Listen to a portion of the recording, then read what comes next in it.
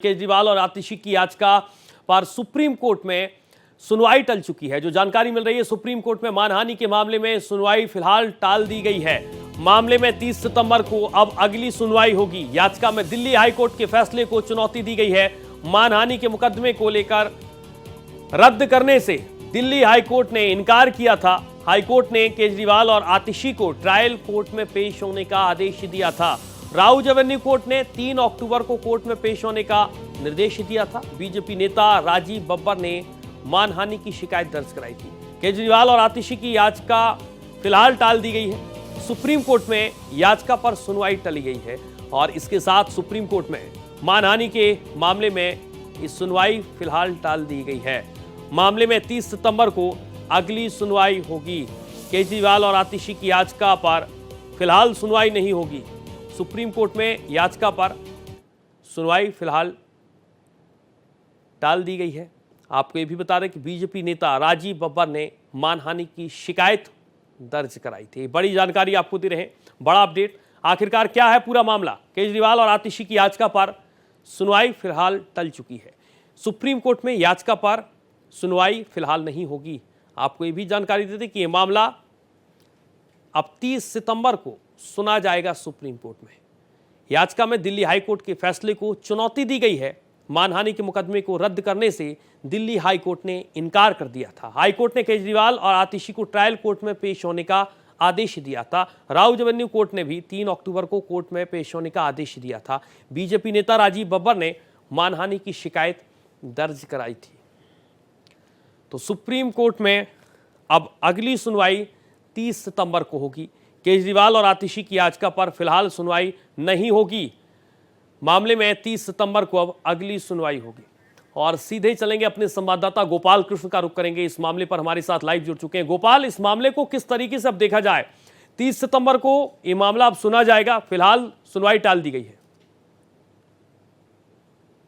देखिए सूर्या, जब मामले की सुनवाई हो रही थी उस समय जो मूल याचिकाकर्ता थे बीजेपी नेता राजीव बब्बर, उनके तरफ से पेश वकील ने सुप्रीम कोर्ट को बताया कि वो इस मामले में कैविएट दाखिल कर रखे हैं, लेकिन रजिस्ट्री में कुछ तकनीकी खामियों के चलते वह लंबित पड़ा हुआ है। लिहाजा मामले की सुनवाई कुछ दिनों के लिए टाल दिया जाए, जिसके बाद सुप्रीम कोर्ट ने इस मामले की सुनवाई 30 सितंबर तक के लिए टाल दिया है। 30 सितंबर को सुप्रीम कोर्ट केजरीवाल और आतिशी सहित अन्य की ओर से दायर याचिका पर सुनवाई करेगा, क्योंकि अरविंद केजरीवाल और वर्तमान मुख्यमंत्री आतिशी ने सुप्रीम कोर्ट में याचिका दायर कर दिल्ली हाईकोर्ट के फैसले को चुनौती दी है, क्योंकि निचली अदालत ने अरविंद केजरीवाल, आतिशी सहित अन्य को समन जारी किया था और पेश होने का आदेश दिया था, क्योंकि अरविंद केजरीवाल, आतिशी सहित अन्य पर आरोप है कि इन्होंने 2019 में बयान दिया था और कहा था कि चुनाव आयोग ने वोटर लिस्ट से अग्रवाल समाज के लगभग 4 लाख से अधिक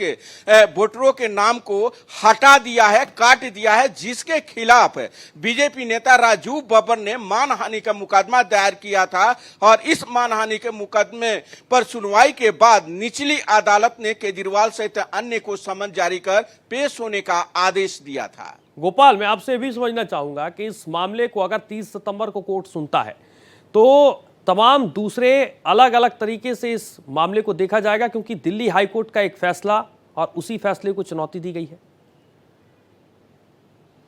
देखिए सूर्या, जब 30 सितंबर को इस मामले में सुनवाई होगी तो अरविंद केजरीवाल, आतिशी सहित अन्य की ओर से पेश वकील जो हैं वो अपनी बातों को रखेंगे, दलीलों को पेश करेंगे और उसके बाद जिनकी याचिका पर अरविंद केजरीवाल सहित अन्य को समन जारी किया गया था, यानी कि बीजेपी नेता राजीव बब्बर की याचिका पर राजीव बब्बर की ओर से पेश वकील भी अपनी बातों को रखेंगे और सभी पक्षों की जीरा के बाद ही कोर्ट इस मामले में कोई आदेश देगा। हो सकता है कि 30 सितंबर को सुनवाई के बाद सुप्रीम कोर्ट तत्काल समन पर रोक लगा दे, पेशी से छूट दे दे, यह उम्मीद की जा सकती है। लेकिन मुकदमा रद्द करने की जो मांग की गई है उस पर हो सकता है कि सुप्रीम कोर्ट सुनवाई के बाद ही कोई फैसला दे। दिल्ली हाई कोर्ट ने यहां पर साफ तौर पर मुकदमा रद्द करने से इनकार कर दिया है। क्या यही रुख अगर सुप्रीम कोर्ट का रहता है तो इन दोनों नेताओं के लिए मुश्किल तो होगी गोपाल?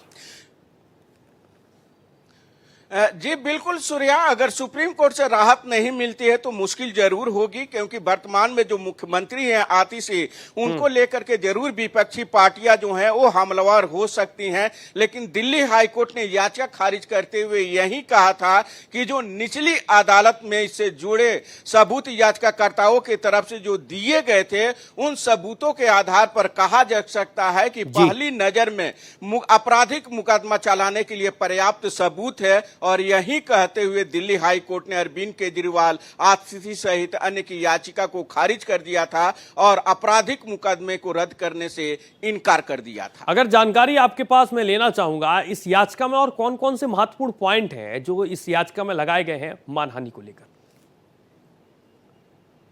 देखिए सूर्या, इस याचिका में जो महत्वपूर्ण जो बिंदु है, जो पॉइंट है, जिस आधार पर जो है निचली अदालत ने अरविंद केजरीवाल आतिशी को समन जारी किया था, उसमें चुनाव आयोग से संबंधित जो डेटा दिया गया है अग्रवाल समाज को लेकर के, वो डेटा मौजूद है। और साथ ही आतिशी और अरविंद केजरीवाल ने जो ट्वीट किया था उससे संबंधित जो है फोटोग्राफ्स दिए गए हैं और इसके अलावा भी कई दस्तावेज और सबूत लगाए गए हैं, जिस आधार पर याचिकाकर्ता ने दावा किया था कि अरविंद केजरीवाल और आतिशी की ओर से जो बयान दिया गया था वह बयान झूठा था। किसी भी अग्रवाल समाज के कोई भी व्यक्ति का वोटर लिस्ट से नाम नहीं काटा गया है, यह बातें याचिकाकर्ता के द्वारा कही गई थी और उसके बाद ही कोर्ट ने अरविंद केजरीवाल आतिशी को समन जारी किया था। बहुत शुक्रिया आपका गोपाल, तमाम जानकारी